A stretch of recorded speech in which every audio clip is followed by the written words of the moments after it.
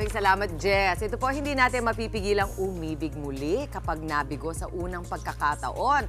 Pero mas komplikado ang sitwasyon kung dapat mo ring isaalang-alang ang opinyon ng pamilya mo. Yan ang idinulog sa atin ng payong kapatid letter sender ngayong araw. Sabi niya, Dear Chiki, ako po si Suzy, isang mom na may 3 anak. 4 na taon na akong hiwalay sa dati kong asawa. Nakakayaran ko namang itaguyod ang mga anak ko ng mag-isa, pero syempre, iba pa rin kapag may katuwang sa buhay.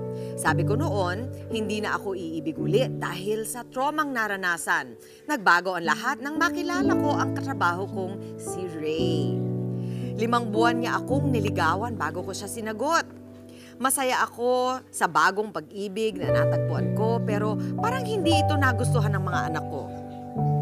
Napansin ko na simula na maging magkarelasyon kami ni Ray, lumayo ang loob ng mga anak ko sa akin. Sinubukan namin ni Ray na kunin ang loob nila pero walang nangyari.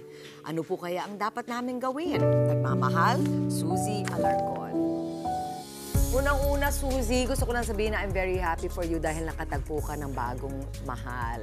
At 5 buwan ang binigay niya naman para ikaw ay ligawan. Tapos ito mga ganito, kapag ka merong ang bagong ini-introduce na lalaki sa pamilya, alam mo, normal yan na magre-resist yung mga anak mo, huwag ka mag-alala. Parang mas yan pang i-expect mo kaysa yung talagang i-embrace nila agad. Bakit? 3 bagay naman usually yan. Una, siguro nagsiselos yung mga anak dahil nakukulangan ng feeling nila, baka makulangan ng oras para sa kanila. Pangalawa, protective sila. Baka natatakot sila na masaktan ka muli nitong lalaki dahil nakita nila kung ano yung pinagdaanan mo nung una. At pangatlo, meron din sigurong guilt dahil baka feeling nila hindi na sila loyal dun sa totoong tatay nila. Pero bukod doon, baka merong pang mga ibang bagay na kailangan mong unawain. Katulad ng baka meron silang mga iniisip na mga ugali o makilos nung bagong mong boyfriend na hindi nila masyadong gusto. So, kailangan talagang pag-usapan. Itong may experience tungkol dun sa pag-resist. Ako palang may sure experience. naunawaan mo yung pag-resist ng bata, di ba, sa bagong mami. lalaking papasok sa... Opo, naunawaan ko kasi ang mama ko po, she remarried, no? Tapos kami naman kasi matagal nang namatay ang tatay ko. Siguro si Papa, 16 years old pa lang po ako, patay na siya. I think yung resistance lang coming from me, syempre, bagong tao ang papasok sa pamilya namin. And si Sir Toti naman po has been very kind naman to my sister kasi siya yung naiwan sa bahay, si Angeli. Ako siguro nung time na yon, ang lang ko iniisip, bakit mama? Ang tanong ko nga kay mama, Mama, kulang po ba yung pagmamahal na binibigay namin? Oo, yun talaga iniisip niyo eh. At saka siguro dahil ate ako, very protective ako.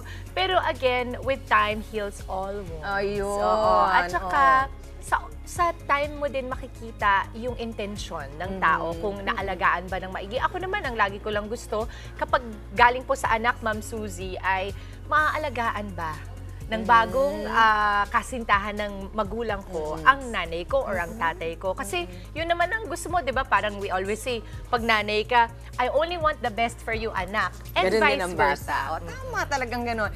Maui, ikaw, napakagaling mo mag-relate sa mga bata. Ano ba yung magandang approach para kausapin at intindihin pa kung ano yung nararamdaman ng anak mo? How do you open it up kaya?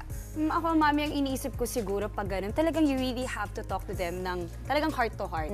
Kasi kung meron man silang apprehensions or mga reasons bakit ayaw nila, dun mo kailangan malaman ano ba yon. Kasi I think feeling ko bilang yung nanay din, pati yung mapapang-asawa niyang panibago or bago yung partner, kailangan nilang i-explain nyo ng maayos kung bakit sila nagsasama. At saka para malaman nila na saan ba medyo nalalabuan yung mga anak ng mommy. Para ma-explain nila na, okay, dito tayo magko-compromise, dito tayo mag-meet halfway, para kampante kayo. So feeling ko kailangan lang talaga na to do it at a time na open and ready na rin yung mga bata. So iba-iba rin, ano, depending on the age ng bata. Yes, mama. Oo. Do you think important din na ipaalam mo sa kanila yung nararamdaman mo naman? Kung bakit gusto mong, bakit masaya ka ngayon, nakasama mo yung bago? Oo, tsaka kasi mama, depende rin kung ilang taon na yung mga bata eh. Kasi depende nga rin sa age yan. Kasi I remember, ang parents ko po hiwalay. Bata pa lang ako, 12 years old or maybe younger, naghiwalay na po sila. So that time, may time na hirap akong intindihan bakit kayo maghihiwalay. Hanggang sa I reached a certain age na, ay okay mami, naintindihan ko na po. So I want you dadating to be at happy. dadating talaga. So important yung pag-usapan talaga. And yun na nga, yung last payo, sinabi na ni Dimples, Huwag pilitin. Give it time. Give it Allow, time. kung maganda ang intensyon ni Ray ng iyong bagong kasintahan, makikita din ng mga anak mo at makikita nila na maligaya kayo sa piling ng isa't isa. Maraming salamat sa iyong sulat, Suzy. Best of luck sa iyo. Mga kapatid, Chiki Roa Puno po. Simulan ang inyong araw na puno ng impormasyong kapaki-pakinabang. Sama na sa isang makabuluhang umaga. Tumutok at mag-subscribe sa social media pages ng News 5.